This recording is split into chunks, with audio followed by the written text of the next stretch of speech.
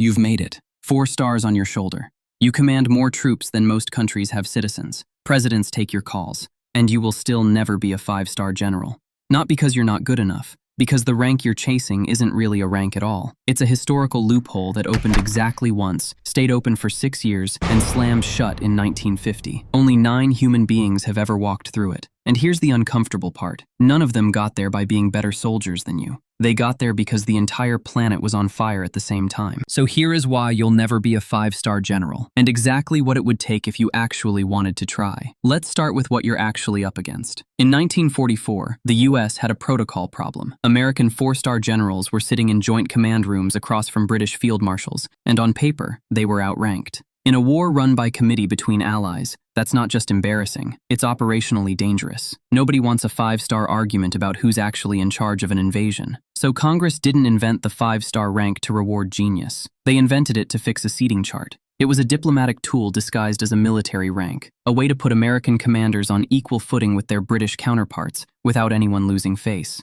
And once you have the rank, it doesn't behave like a normal one. 5-star officers were, for all practical purposes, permanently on duty. They kept a Pentagon office until the day they died. Historians love to call it a soldier's pay for life. And honestly, that's not far off, even if the legal language is drier than that. So the first thing standing between you and 5 stars isn't skill. It's a seating chart from a war that ended 80 years ago. You want proof this is less about merit and more about moment? Look at who actually made the cut. 5 from the Army, 4 from the Navy. 9 names, 1 era. George C. Marshall, the organizer, so relentlessly a chief of staff that you could be forgiven for wondering if he had a personality outside a filing cabinet. He didn't need charisma. He was the war machine's spreadsheet. Douglas MacArthur, grandiose, theatrical, in love with his own legend to a degree that should be studied clinically. This is a man who could turn wading ashore into a press conference. Dwight D. Eisenhower, the coalition manager. While everyone else was auditioning for main character energy, Eisenhower was the guy actually holding the alliance together with duct tape and diplomacy. Henry H. Arnold, the air power visionary, the reason the Air Force exists as its own branch at all, quietly did more paperwork-shaped world-changing than almost anyone on this list. Omar N. Bradley, the soldier's general,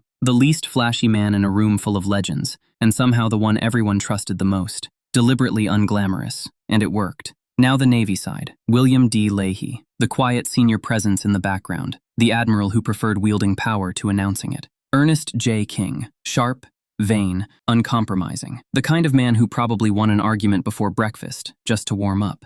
Chester W. Nimitz, calm, analytical, methodical, looked like a sailor, thought like a logistics spreadsheet. William F. Halsey, aggressive, blunt, allergic to caution. If Nimitz was the steady hand, Halsey was the foot permanently on the gas pedal. 9 people, 1 6-year window. That's it. That's the entire membership list in over 80 years of American military history. Here's where it gets personal for you. Omar Bradley picked up the 5th star in 1950, and since then, nothing. Not one more 5-star officer. Despite Korea, Vietnam, the Gulf War, Iraq, Afghanistan, decades of 4-star generals who were, by any reasonable measure, exceptional. The rank was never abolished. It's still legally on the books right now, this second, waiting. Nobody canceled it. It just stopped being needed. Because it was never a reward for individual brilliance. It was a tool for a specific problem. A global, multi-nation, coalition-scale war where the United States needed its top commanders to outrank foreign officers at the same table. Take away that exact scenario, and the rank simply has no job to do.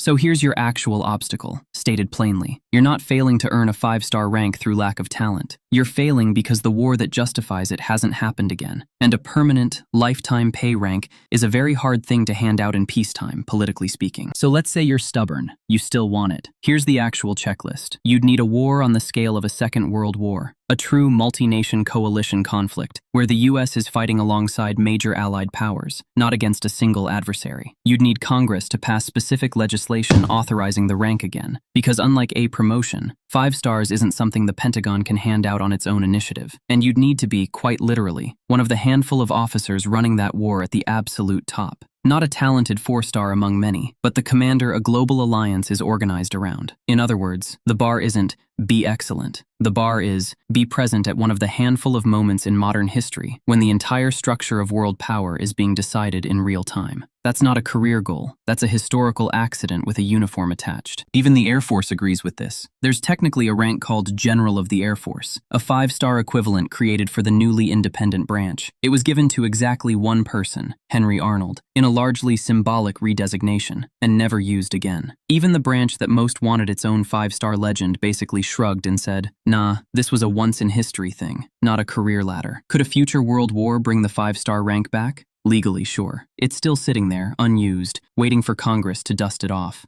But think about what that would actually require. A conflict on a scale we haven't seen in 80 years. Alliances rebuilt around a handful of commanders. The kind of global stakes where who technically outranks whom in the room matters again. So yes, you could still become a 5-star general. You just need the entire world order to fall apart first. Suddenly 4 stars doesn't sound so bad, does it?